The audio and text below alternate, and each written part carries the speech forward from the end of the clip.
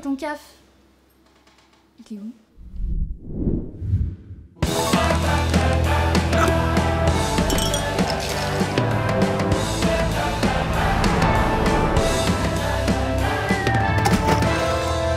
Et voilà, j'ai monté tout chaud pour démarrer ce direct. Bonjour à tous, bonjour à toutes. Moi, je suis très heureux de vous retrouver. Nous sommes avec tous les étudiants et les étudiantes de l'ESSEC, ici sur notre plateau de Lyon-Villeurbanne. Et ce matin, durant 30 minutes, on va parler d'un sujet qui vous intéresse ou que vous allez peut-être tout simplement découvrir. Il s'agit de l'e-sport, Electronic Sport tout simplement. Ça permet de désigner des compétitions, des joueurs qui s'affrontent via des jeux vidéo en ligne. Et un peu comme au foot d'ailleurs, vous verrez qu'il y a des ligues, il y a des professionnels, il y a des amateurs, mais le but est simple, c'est d'éliminer l'adversaire. Dans cette émission, on va même aller jusqu'à se demander si l'e-sport n'est pas en train de devenir tout doucement une véritable discipline sportive. Et oui, l'enjeu est de taille. On recevra des invités, des professionnels, des experts, ils vont nous donner leur avis. Mais tout de suite, pour commencer, je vous propose de revenir sur l'histoire de l'e-sport, comment tout a débuté, comment tout a évolué. Regardez les explications et juste après, mes invités. L'e-sport, qu'est-ce que c'est? L'appellation e-sport vient de sport électronique, en anglais Electronic Sport. C'est la pratique compétitive du jeu vidéo, seul ou en équipe, en ligne ou en physique. Dès 1972, lors de la création de Pong, le célèbre jeu d'arcade où deux joueurs s'affrontent, l'éditeur met directement en compétition les deux joueurs présents. Cette pratique de la compétition est restée jusqu'à arriver dans les universités en 1997. Le jeu Quake a fédéré un nombre incalculable d'étudiants à travers l'Amérique qui ont mis en place un classement entre eux pour répondre à la question que tous les jeunes se posaient à l'époque, qui est le meilleur? Cette problématique a permis au premier tournoi e-sport de voir le jour à Atlanta en mai 1997. D'ailleurs, l'éditeur lui-même décide de mettre en jeu sa propre voiture. C'était la première fois que l'on pouvait remporter un cash prize, c'est-à-dire un prix à gagner lors d'une compétition e-sport. Mais ce n'est pas tout. C'est aussi avec ce jeu qu'une nouvelle technologie numérique se développe dans ce domaine. Communément appelé FPS, ceci désigne les jeux vidéo de tir à la première personne, First Person Shooter.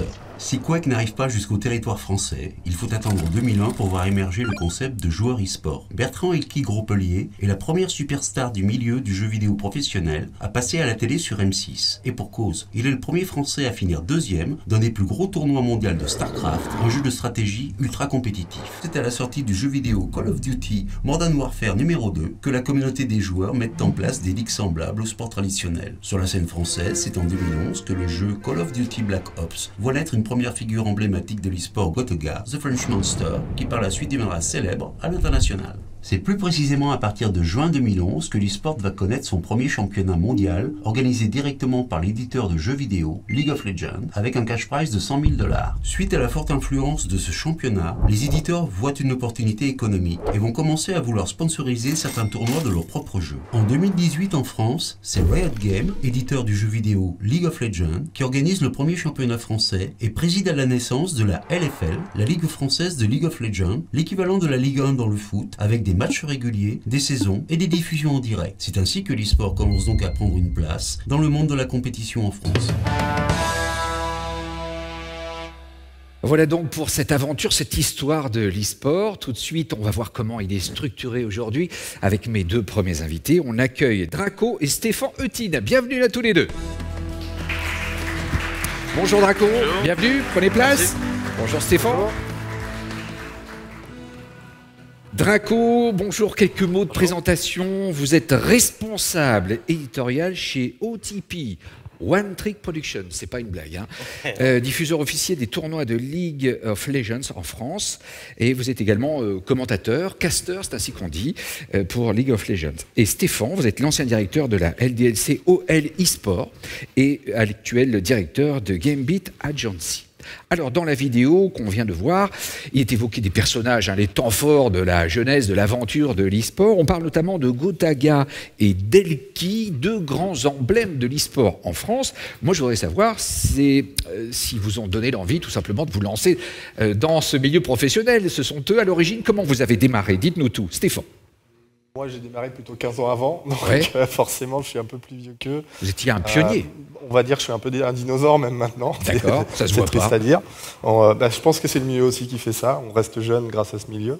Ouais. Mais voilà, j'ai vu plutôt tous ces nouveaux visages et tous ces talents prometteurs naître, et j'en ai accompagné certains. C'était assez enrichissant. Et de votre côté, Draco, comment vous avez débuté?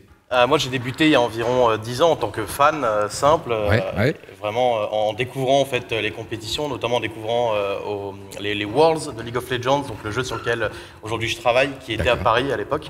Et en fait, j'ai découvert une ferveur qui était exceptionnelle. À la base, moi, je suis quelqu'un qui vient du sport professionnel. Je voulais devenir commentateur dans le sport D'accord. à l'origine.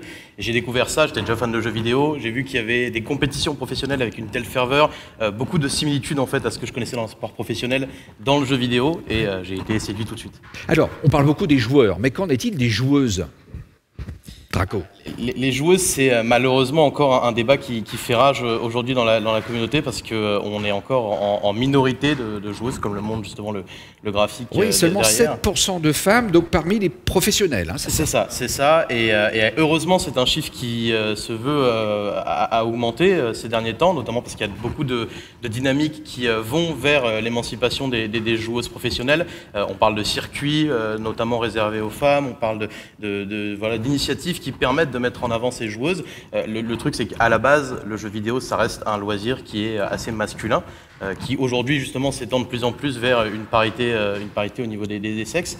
Mais pour tout ce qui est la compétition, vu que tous les emblèmes, toutes les idoles en fait des gens, que ce soit les meilleurs joueurs, les meilleures équipes, etc., elles sont tellement masculines qu'aujourd'hui c'est difficile de créer en fait ces personnes, ces rôles modèles en fait auxquels on peut s'identifier.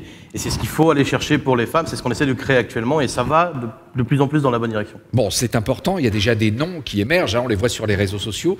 En tout cas, c'est bien parti, ce retard va être rattrapé. Mais comme dans le sport traditionnel, il y a une ligue femmes, une ligue hommes. Comment c'est organisé, Stéphane? Alors pas du tout, le jeu est mixte à la base, donc c'est juste que je dirais par culture, on a un public plus masculin. C'est un peu aussi le même phénomène qu'on a dans le sport. Dans le sport, vous avez le sport, la pratique, et vous avez la compétition. Dans la pratique, dans le jeu vidéo, on est de manière générale, comme le dit Draco, on a la parité en termes de jeu. Par contre, dès qu'on va aller vers une utilisation, une pratique compétitive, là on perd un public féminin tout au long, comme on l'a dans le sport, on a cet effet-là. Seulement en effet de masse, on avait moins de pratiquants, donc moins de pratiquantes à l'arrivée, plus un sujet qui est la toxicité en ligne, qui est un vrai sujet en fait, qui vient gêner un petit peu la pratique sportive des féminines, sur lequel on a un gros travail à faire. Alors, vous parlez d'effet de masse, il y a des rassemblements incroyables, hein, c'est-à-dire que ce n'est pas une niche, ce n'est pas réservé à une petite population. Il y a par exemple des événements qui rassemblent plus de 50 000 personnes, à Bercy notamment. Comment vous expliquez un tel succès ?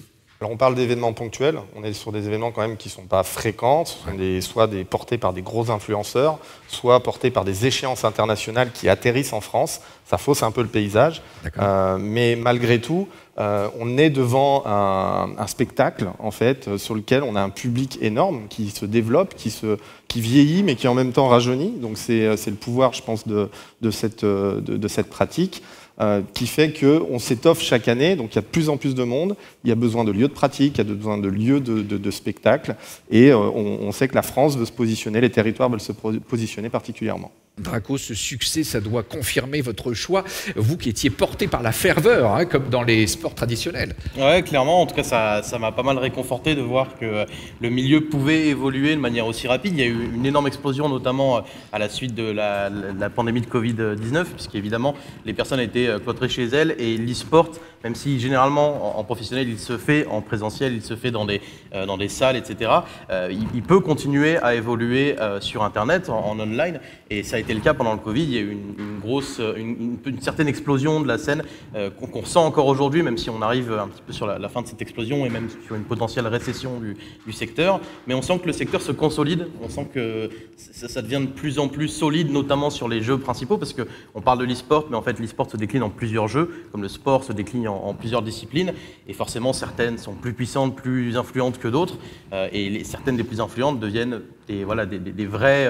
c'est pas juste des effets de mode et quelque chose de vraiment solide, comme le disait Stéphane. Vous parlez d'influence. Est-ce qu'on a des transferts, un peu comme dans le football, avec des sommes faramineuses? Oui. Alors vous avez des périodes de mercato, Ouais. effectivement, et vous avez des transferts d'équipe à équipe qui se font avec des négociations de contrats. Alors on parle évidemment de certains contrats qui peuvent atteindre des sommes assez fortes, hein, on parle de millions d'euros sur certains contrats, mais on est vraiment sur quelques contrats, il ne faut pas en faire une généralité.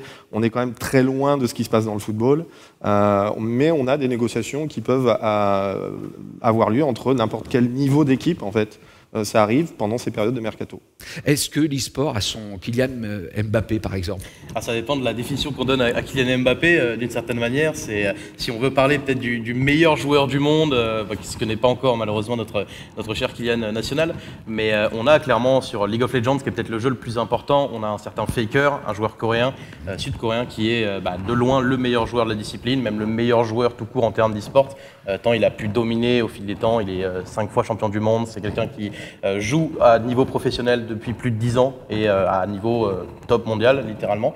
En France, du coup, pour revenir sur cette comparaison avec Mbappé, le joueur qui se rapprocherait peut-être le plus de l'excellence dans sa discipline, c'est Ziwoo, sur un autre jeu, Counter-Strike, là où c'est depuis plusieurs années le meilleur joueur du monde, quasi incontesté, et qui a mené son équipe, une équipe française, la Team Vitality, à certains des plus gros titres sur la scène. Donc on a des joueurs qui sont très influents en France. Et encore une fois, pour rebondir sur Mbappé, à l'époque où il arrive au Paris Saint-Germain, où c'est pas encore le prodige qu'il devient, on a un parallèle avec un joueur, encore une fois sur League of Legends aujourd'hui, qui je pense est au même stade de sa carrière, qui s'appelle Caliste, qui est un jeune prodige, peut-être l'un des futurs meilleurs joueurs d'Europe, voire potentiellement du monde si il explose comme beaucoup l'attendent. Et si c'est le cas, on est vraiment devant un phénomène à la Kylian Mbappé pour l'e-sport.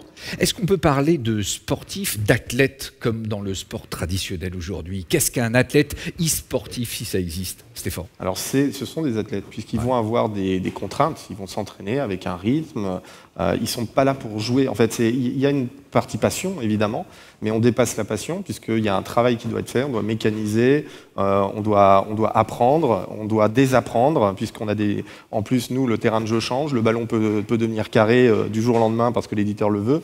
Donc il y a un vrai travail de mise à niveau régulier. Et chaque poste, chaque position, comme dans le sport, a ses spécificités. Donc il y a un travail qui est fait. On a même des accompagnements, que ce soit préparation mentale, physique, qui peuvent être autour des joueurs, qui permettent d'aller vers la performance. Sur ça, parce qu'on a Stéphane avec nous sur le plateau, qui a été à la base de l'un des projets qui s'appelait la Tony Parker Adequate Academy, qui était là en fait pour former les jeunes, un peu à la manière d'un sport-études, lors des dernières années, puisque maintenant LDLC a un peu disparu de la compétition. Mais effectivement, on est vraiment sur un milieu qui essaye de reprendre les principales lignes du milieu sportif. Et effectivement, pour les meilleurs athlètes, c'est des athlètes qui ont une préparation qui se rapproche des meilleurs sportifs. Bon, c'est incroyable. Moi, je découvre un univers. Parce que, évidemment, quand j'avais l'âge des joueurs actuels, je faisais autre chose. Moi, c'était le skateboard à l'époque. C'était pas du tout la même chose. Allez, merci infiniment, Draco, d'être venu avec votre équipe ici sur notre plateau. Je sais que vous avez eu quelques difficultés de transport. Et vous avez réussi à braver les embouteillages. Merci infiniment. On va maintenant accueillir un joueur que vous connaissez sans doute. Il est professionnel. Il s'appelle Kassim. On l'accueille. Merci beaucoup. Merci beaucoup. Merci bien. Applaudissements pour Kassim. Bonjour.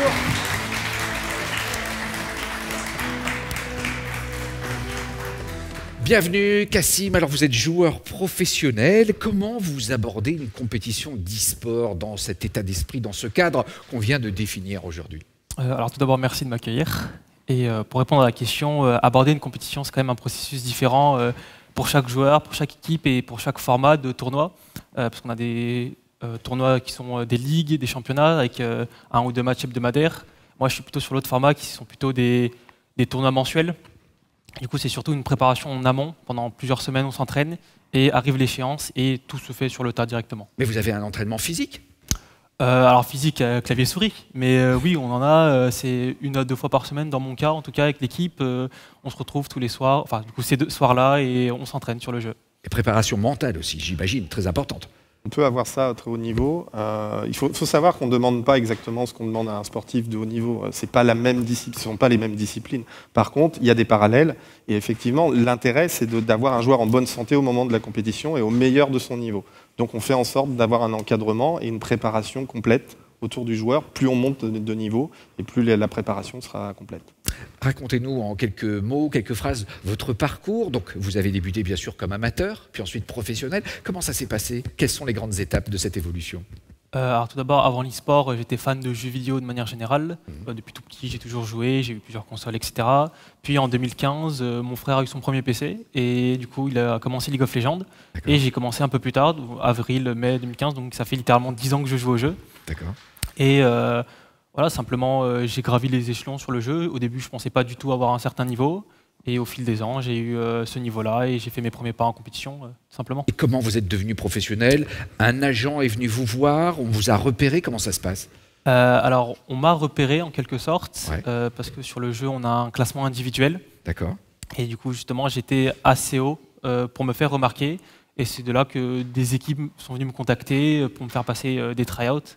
C'est des essais, voilà, comme dans le sport traditionnel. J'ai fait mes preuves et voilà, certaines équipes m'ont prise. De votre côté, Stéphane, comment on devient directeur e-sportif?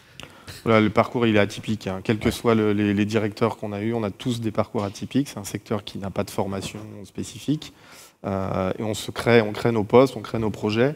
Et chaque projet est différent. Donc c'est vraiment assez particulier. Je suis devenu par force des choses, j'ai construit en fait ce poste par rapport à un besoin, puisque moi je viens d'un groupe à la base, et par un besoin d'un groupe marketing, on s'est dit tiens, on va exister sur ce secteur. Et ça s'est fait comme ça, j'ai pris le sujet parce que moi j'avais cette expérience d'années de pratique et le réseau, qui est le schéma le plus important dans ce secteur. Comment on se prépare? Alors, entraînement, vous l'avez dit, avec la souris, mais comment se passe une compétition quand vous démarrez cette aventure, ces challenges? Vous êtes dans quel état d'esprit? Comment c'est organisé? Alors, je vais prendre mon cas à moi pour les tournois mensuels. C'est un marathon finalement, que ce soit en ligne ou en présentiel, parce qu'il y a des tournois en présentiel aussi. On est ensemble toute la journée avec l'équipe, on va dire de 10h à 20h. Et comme je dis, tout se fait sur le tas, on n'a pas vraiment de pause. On ne connaît pas forcément nos adversaires à l'avance. On joue un match, puis après, on a le temps de respirer 10-15 minutes, mais après, ça repart. Et c'est important, du coup, de rester hydraté, de rester bien nourri, de ne pas manger non plus trop gras, tout ça. Et franchement, faut tenir quoi, toute la journée. On va vous voir à l'œuvre, parce qu'avec nos équipes, nous sommes allés à votre rencontre sur le terrain pour tourner lors d'une compétition de League of Legends pour la Gamers Assembly. C'était à Poitiers. Et vous allez commander ces images. Regardez, on va vous voir. Expliquez-nous comment les choses fonctionnent. Voilà, donc c'est parti. Vous avez les t-shirts comme dans le football. C'est ça, on a nos maillots. Là, c'est le tout début. On venait d'arriver, je crois, première journée. C'est les premiers matchs. Donc là, on est avec l'équipe, on rigole, etc. C'est quand même plutôt bon enfant, plutôt bonne ambiance. Voilà, là, c'est mon ancien coach, c'est mes anciens coéquipiers. C'est après un match, voilà, on a gagné, on est content. Bon, voilà, on fait un peu la star, hein, évidemment. Et donc là, vous êtes combien dans cette salle? On est beaucoup. Ouais. Y a 60 équipes de 5 joueurs, mais aussi avec le staff. Donc c'est au moins 8 personnes, 9 personnes par équipe. Donc ouais, c'est un gros hangar et on est énormément. Ouais. Donc vous êtes encadré par vos coachs, par vos entraîneurs? C'est ça. Là, je sais qu'on avait un coach, puis un deuxième qui nous a rejoint, puis on avait notre manager et on avait aussi des accompagnants qui, du coup, tout le long de la journée, apportaient bouteilles d'eau, collations, etc. quoi. Vous, Stéphane, j'imagine que vous vous retrouvez dans ces images. Comment vous encadrez vos joueurs quand vous étiez à la tête d'une équipe? L'encadrement se fait comme le dit Cassim, un accompagnement complet. C'est-à-dire que le joueur, on doit le focaliser sur la partie, sur la compétition, et on doit être un petit peu le bouclier de tout ce qui se passe autour. Donc on va s'occuper de toute la logistique, on va s'occuper de toute l'installation pour qu'il se concentre essentiellement sur la compétition et qu'il puisse se mettre en disposition mentale et physique correcte pour avoir une bonne performance pendant l'événement. Donc vous faites bouclier, vous gérez le stress, On vient minimiser en fait tout le stress extérieur pour qu'il n'y ait qu'un sujet en fait pour eux. C'est qu'ils puissent pratiquer et qu'ils le fassent dans les conditions d'entraînement qu'ils ont eues, qu'ils puissent bénéficier en fait de toute l'expérience qu'ils ont gagnée pendant l'entraînement sans interférence. Bon, on a toujours quand même l'impression, quand on parle des joueurs en ligne, que ce sont des jeunes un peu désœuvrés qui restent enfermés dans leur chambre nuit et jour, qui ne parlent plus à leur famille. Bon, c'est loin d'être le cas. Vous avez été comme ça, vous ? Je pense que pour beaucoup, ça a été le cas et c'est encore le cas. J'ai eu un peu des périodes comme ça, mais ça n'a jamais été sur le long terme. Parce que au-delà de l'e-sport, j'ai aussi d'autres passions. Et même si c'est vrai que je ne sors pas énormément de chez moi, je suis quand même quelqu'un d'assez sociable. Mais il est vrai que ce cliché existe. Et aussi pour garder un peu l'équilibre, il faut aussi ne pas jouer que forcément à League of Legends dans mon cas. C'est pour ça que j'ai joué à plein d'autres jeux, etc. Histoire de me vider la tête et d'avoir un autre environnement finalement. Quels sont les conseils que vous pourriez donner aux jeunes qui nous regardent aujourd'hui, qui se retrouvent un petit peu ou qui rêvent de votre parcours ? C'est sûr que c'est tentant l'e-sport, etc. Mais il ne faut pas oublier que c'est comme dans le sport, c'est un milieu très complexe. Il faut vraiment être performant, mais aussi il faut avoir de la chance quand même. Et c'est très volatile, c'est incertain, que ce soit au niveau du modèle économique ou même d'une carrière. Ça peut être très court, c'est rare que ce soit très long. C'est pour ça que je conseillerais aux jeunes d'avoir une sécurité qui est les études finalement, et c'est mon cas. Je fais des études à côté et c'est l'équilibre qu'il faut. Et puis c'est aussi un bon argument pour les parents. Et je sais que si jamais je devais me donner un conseil à moi plus jeune, c'est un peu contradictoire, mais à l'époque c'était quand même plus facile d'y rentrer. Donc je me serais dit de vraiment me donner à fond et de plonger, ou de ne pas jouer à LoL tout court. Mais non, aujourd'hui, il faut vraiment y aller avec des pincettes. Stéphane, des conseils rapides pour les jeunes ? Je dirais, pour moi, il y a 3 matières à l'école qui sont utiles pour être un joueur professionnel. Le français, l'anglais, les mathématiques. C'est bête à dire, mais voilà, il faut que le cerveau se fasse, il faut qu'on apprenne. Et se dire que j'arrête l'école pour faire du jeu vidéo, devenir pro, c'est court-termiste. Donc faire très attention à cette décision, il faut démystifier un petit peu le secteur. Les salaires ne sont pas au même niveau que dans le sport de spectacle. Donc le double parcours reste une solution qu'il faut absolument suivre. Donc restez sérieux, soyez passionnés, investis, mais les études d'abord, hein, c'est ce que j'ai compris. Bon, merci beaucoup d'avoir été avec nous, c'était important d'avoir votre témoignage, et vous êtes à votre tour une figure de légende tout doucement, si j'ai bien compris. On va recevoir dans quelques instants un autre invité, il s'agit de Bastien Poumerol, qui va venir nous parler des relations, notamment sur les réseaux sociaux. Mais avant tout cela, j'aimerais vous montrer l'interview de Silidi, qui est streamer, et qui lui conseille les jeunes sur Internet, et il les encadre. Voici donc son témoignage. Merci beaucoup.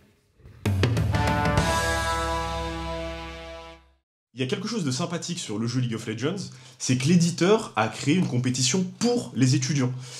Moi, je m'y suis investi parce que, comme j'ai dit, ça fait longtemps que j'y joue et j'avais comme projet de la gagner. C'était voilà un petit rêve que j'avais. Et donc, j'ai pu le faire avec l'université de Lyon. On représentait Lyon, la France, une fois qu'on a gagné ça, et j'ai pu jouer au niveau européen. Et c'est là où j'ai vraiment affronté les meilleurs joueurs et ça a été une expérience formidable. J'ai pas voulu être joueur professionnel car le choix de carrière devient... En fait, il se finit vite. On va dire que la carrière se finit très rapidement. Ça peut être comparé à beaucoup d'autres sports où vous êtes un professionnel et il faut absolument réussir à se reconvertir. En général, ça va être coach, ou alors créateur de contenu, ou commentateur, ce genre de choses. Moi, c'est quelque chose que je voulais faire en fait auparavant. Je voulais déjà anticiper cette reconversion de carrière et m'investir sur ce qui me passionnait réellement, qui était la création de contenu et le coaching. Bon, League of Legends, sans entrer dans les détails, c'est un jeu stratégiquement parlant complexe. Donc il y a tout un tas de concepts, voilà, on peut scinder le jeu en beaucoup de concepts. Et donc, moi, j'y vais pas à pas. Je regarde ce dont les spectateurs ont besoin. Voilà, ils vont vouloir apprendre tel ou tel concept du jeu. Et moi, je vais aller créer des ressources sur ça. Et puis, je passe au point suivant, au point suivant, au point suivant. Et j'essaie de compléter ma palette de ressources pédagogiques qui est disponible sur YouTube de cette sorte. À côté de ça, en parallèle, je fais également du flux en direct sur la plateforme Twitch. Et donc, vu que c'est du direct, les spectateurs vont pouvoir poser des questions directement. Et moi, je vais pouvoir y répondre dans la foulée. Donc il y a vraiment ces deux aspects. L'aspect où je vais être un peu plus vidéaste, où je vais préparer les vidéos en amont, où ça va être travaillé et structuré. Et en live, où ça va vraiment être de la réponse brute. Vu que je suis là pour les faire évoluer sur leur niveau de jeu, je vais toujours les encourager et je vais toujours en fait ressentir de la fierté lorsqu'ils vont m'envoyer un message pour me dire Silidi, j'ai réussi à atteindre tel niveau grâce à toi, grâce à tes vidéos. Et donc voilà, je pense que je suis également un soutien pour eux et c'est quelque chose qui me rend vraiment très fier. Un grand élément de fierté pour Silidi. Pendant ce reportage est venu nous rejoindre Bastien Pomerol. Bonjour. Et bonjour. Bastien, donc ancien coach d'Assos, une équipe semi-professionnelle du jeu Counter-Strike. Vous avez l'habitude, évidemment, d'encadrer, vous avez l'habitude de conseiller. Comment on construit un environnement sain pour les joueurs ? C'est un aspect qui est très compliqué, il y a plein de choses à voir. La première des choses, c'est d'être sûr de créer une osmose au minimum professionnelle entre les joueurs, qui puissent au moins être capables d'entendre ce que chacun des autres a à dire. Une fois qu'on a cette base-là, on peut commencer à aller chercher des choses un peu différentes. On peut aller voir s'il y a des choses personnelles dont ils ont besoin de parler. C'est vraiment essayer de mettre le joueur mentalement dans les meilleures conditions pour performer, et une fois qu'on a réussi à mentalement le mettre à l'aise, on va pouvoir l'amener vers la performance seulement à ce moment-là. Comment vous gérez le stress des joueurs ? En leur parlant, en évacuant, il n'y a pas beaucoup de solutions. Je sais qu'il y a des équipes qui utilisent des balles anti-stress, je sais qu'il y a des équipes qui... Voilà, il y a plein de petites méthodes. Après, pour moi, la meilleure des méthodes, ça reste de décompresser, de leur parler, en fait, tout simplement. De parler avec ces joueurs pour faire redescendre la tension quand il faut. Donc vous êtes un petit peu la nounou des joueurs, hein. Ça existe dans plein de métiers, des nounous, on en a besoin un peu partout, notamment à la télévision. Notamment. Si on veut, c'est un des aspects de la chose. Il y a un petit côté nounou. Après, une fois qu'on a été une nounou, des fois, on doit être un peu méchant aussi quand il faut qu'il y ait des réactions sur certains points, qu'il y a des points qui ne sont pas acceptables ou qui ne sont pas compris. Là, on sort un peu d'un rôle de nounou, on rentre dans quelque chose d'un peu plus proche d'un coaching traditionnel. Mais il y a vraiment un gros côté encadrement humain. On va faire réagir Stéphane là-dessus. Comment construire un encadrement sain pour ces joueurs, Stéphane ? C'est un travail d'équipe. D'abord, on parle de l'équipe. On a un manager qui s'occupe de tout ce qui se passe à l'extérieur de l'équipe, le coach qui va s'occuper de ce qui se passe à l'intérieur et pendant la compétition. Quelque chose dont on ne parle pas souvent, mais c'est l'encadrement familial. La relation qu'on a avec la famille, qui est importante parce que si on est soutenu par sa famille, on va pouvoir jouer de manière sereine, alors que si on a un petit stress familial qui s'opère pendant qu'on essaye de percer dans l'e-sport, ça ne fonctionne pas parce qu'on a la tête ailleurs. Donc il y a un équilibre à avoir et c'est là où les équipes ont leur importance, les associations d'équipes ont leur importance, c'est d'expliquer aux familles comment ça va se passer, de les rassurer et de pouvoir les embarquer aussi dans tout le processus. Le soutien des proches, c'est fondamental. Exactement. Comment se passent les reconversions ? Parce qu'on brille quelques années et ensuite, que fait-on ? Ça dépend des cas. Dans les cas des joueurs de très très haut niveau, en règle générale, ils restent plus ou moins proches du milieu pour la plupart. Il y en a beaucoup qui deviennent coachs, qui deviennent analystes ou qui deviennent consultants en plateau pour les différents diffuseurs. Il y en a qui font complètement autre chose. On a RPK sur CS par exemple qui modifie des voitures, je crois, qui est son autre passion, qui fait ça maintenant. Donc ça dépend vraiment des joueurs. Ça peut être des changements de vie complets comme rester à côté du milieu. Ça dépend vraiment de chacun. Et vous les aidez, vous les suivez pour les conseiller dans leur reconversion ? Ça peut se faire quand c'est des reconversions qui sont tournées vers le milieu, ou en tout cas pour penser les premiers mois de reconversion, c'est quelque chose qui peut se faire, surtout qu'il y a quand même des accroches humaines qui se créent naturellement, surtout quand c'est un joueur qui est resté longtemps avec un groupe, ou dans ce genre de cas-là, oui, il y a forcément, pas forcément une approche, en tout cas moi de mon côté professionnel, mais une approche plus amicale dans la reconversion. Je vous propose de revenir maintenant au futur de l'e-sport, parce qu'il y a eu une grande nouvelle quand même. C'était l'année dernière, en juillet 2024, le comité international olympique officialise les Jeux olympiques de l'e-sport pour 2027 à Riyad, en Arabie Saoudite. Alors, est-ce que c'est devenu une nouvelle discipline sportive ? Alors, non, l'e-sport reste l'e-sport, le sport reste le sport. On n'est pas là pour prendre une place pendant les Jeux Olympiques, on est là plutôt pour avoir une échéance olympique sur notre secteur. Et du coup, comme on peut avoir un groupement de disciplines, on va avoir un groupement de disciplines numériques qui seront l'e-sport. Pour nous, c'est une révolution, parce qu'on vient avoir un acteur externe au monde des éditeurs de jeux qui vient fausser et bousculer le calendrier avec un format national qui trouble encore le format qu'on a sur les championnats du monde. Donc c'est une vraie révolution. Les Jeux Olympiques, consécration, nouvelle discipline sportive ? Consécration, non, pas vraiment. C'est une reconnaissance de la progression du domaine. Maintenant, la plupart des jeux ont des championnats qui sont très très gros depuis longtemps. C'est bien que ça soit reconnu par le monde professionnel. Ça permet par le monde traditionnel plutôt, ça permet de donner plus de visibilité. Maintenant, je pense que l'e-sport doit aussi continuer à faire son propre chemin. Il est son propre milieu, il n'a pas nécessairement besoin de... Alors, on arrive au terme de notre émission. On va répondre à la problématique en un mot. Est-ce que l'e-sport est une nouvelle discipline sportive? Bastien? Non, c'est une discipline à part entière. Exactement. C'est une discipline à part entière. En tout cas, merci beaucoup d'avoir été avec nous. Merci à vous. Je suis très heureux de vous avoir accueilli et surtout d'en avoir appris sur l'e-sport énormément. On a tordu le cou à quelques préjugés. Dans quelques instants, pour poursuivre, ne manquez pas l'after de ce direct, l'after Cup & Mug, présenté par Andreas, consacré à l'e-sport et ses métiers, avec un invité notamment, Clément Houillon, qui est le président de DJT eSport, que vous connaissez peut-être. Merci infiniment à tous les élèves de nous avoir... produit cette émission en direct. De notre côté, on se retrouve demain à partir de 15h30 pour un nouveau numéro. Je serai ravi de vous retrouver. Avec un peu d'avance, je vous souhaite un bon appétit. Merci d'avoir été avec nous, messieurs. Merci à vous.